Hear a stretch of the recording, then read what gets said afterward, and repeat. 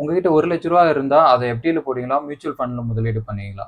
FD பாதுகாப்பானது, mutual fund அதிக லாபம் தரக்கூடியது. ஆனா 10 வருஷங்கள்ல எது அதிக பணத்த தரும்னு உங்களுக்கு தெரியுமா?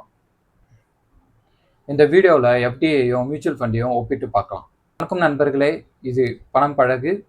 பணம் சேமிக்கவும், முதலீடு செய்யவும் விரும்புகிற எல்லாரும் பார்க்க வேண்டிய முக்கியமான தலைப்பு இது. வாங்க வீடியோக்குள்ள போலாம். எஃப்டின்னா என்ன? மேக்ஸிமம் எல்லாருக்கும் தெரியும். Fixed deposit. அதாவது உங்ககிட்ட இருக்க ஒரு மணிய நீங்க எடுத்துன்னு போய் பேங்க்ல போடுறீங்க. பேங்க் வந்து முன்கூட்டியே ஃபிக்ஸ்டா ஒரு இன்ட்ரெஸ்ட் ரேட் சொல்லுவாங்க. அதுல நீங்க முதலீடு பண்ணும்போது, உங்களுக்கு அதுலேருந்து ஃபிக்ஸ்டான ஒரு ரிட்டர்ன் வரும். எடுத்துக்காட்டா பார்த்தீங்கன்னா, நீங்க ரூ. 1,00,000 ரூ. 7 வட்டியில பேங்க்ல டெபாசிட் பண்றீங்கன்னா, 5 வருஷத்துல உங்க கையில ரூ. 1,40,000 ரிட்டர்ன் வரும்.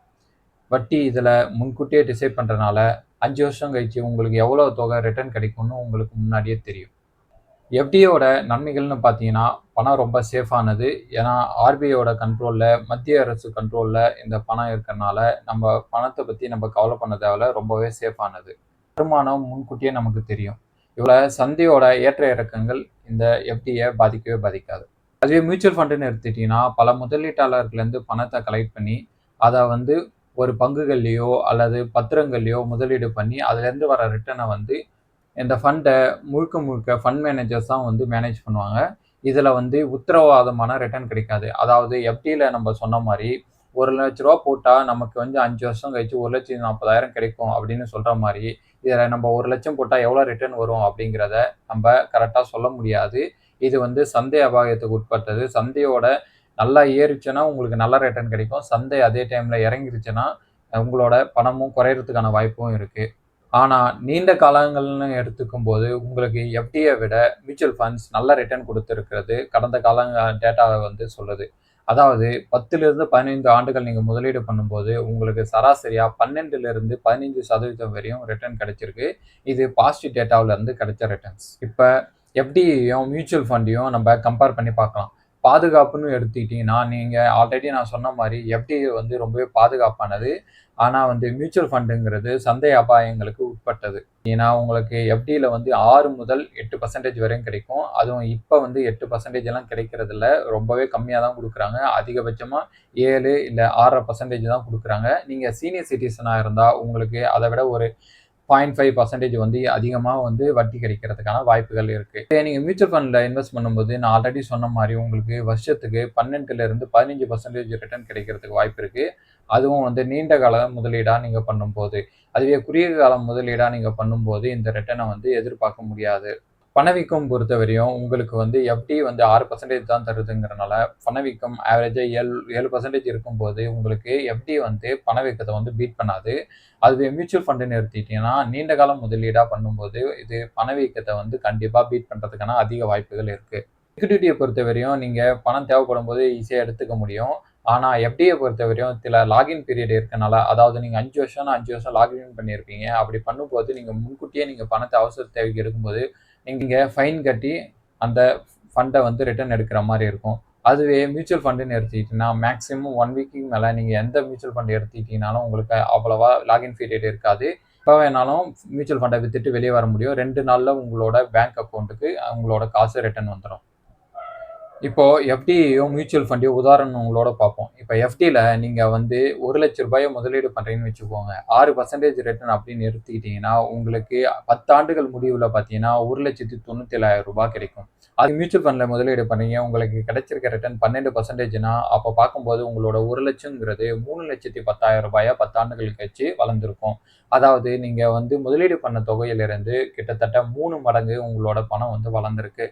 இப்போ எஃப்டி வந்து யாருக்கெல்லாம் சூட் ஆகும்? யாருக்கெல்லாம் மியூச்சுவல் ஃபண்ட் சூட் ஆகும்? அப்படிங்கிறத நம்ம இப்ப பார்ப்போம்.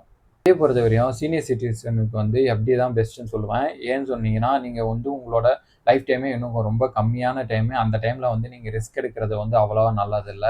அதனால வந்து எஃப்டி தான் உங்களுக்கு சரியான தேர்வா இருக்கும். அதேபோல ரொம்பவே ரிஸ்க் எடுக்க விரும்பாத அவங்களுக்கும் வந்து உங்களுக்கு எஃப்டி தான் பெஸ்ட்டா இருக்கும். அதேபோல அவசர தேவைகளுக்காக எமர்ஜென்சி ஃபண்டா நீங்க சேர்த்து வைக்கிறீங்க. அதாவது வந்து மருத்துவ தேவைக்காக அது மாரி நீங்க இது பண்றீங்கன்னா, அப்ப வந்து நீங்க வந்து மார்க்கெட்ல வந்து அந்த பணத்த போடவே கூடாது. கண்டிப்பா நீங்க அந்த பணத்த வந்து எஃப்டில தான் போட்டு வைக்கணும். ஒருவேள பசங்களோட நெக்ஸ்ட் மந்த் ஃபீஸ் கட்டணும், இல்ல அடுத்த வருஷம் வந்து காலேஜ் ஃபீஸ் கட்டணும் அப்படின்னா, நீங்க அதுக்காக சேர்த்து வைக்கிறீங்கன்னா, அந்த பணத்த கண்டிப்பா நீங்க வந்து மியூச்சுவல் ஃபண்ட்ல போடவே கூடாது. அந்த பணத்த எஃப்டில வைக்கிறது தான் ரொம்பவே சேஃப்ன்னு சொல்லலாம்.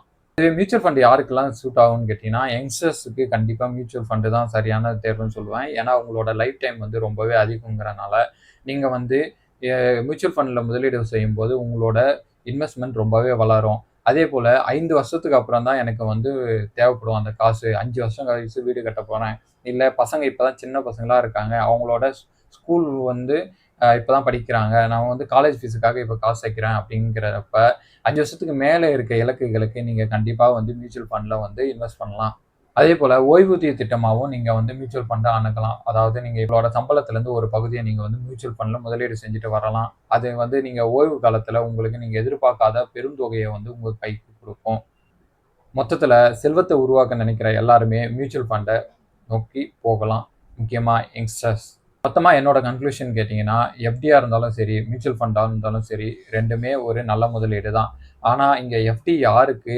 மியூச்சுவல் ஃபண்ட் யாருக்கு? அப்படிங்கிறது தான் இங்க உங்களோட கேள்வியா இருக்கு.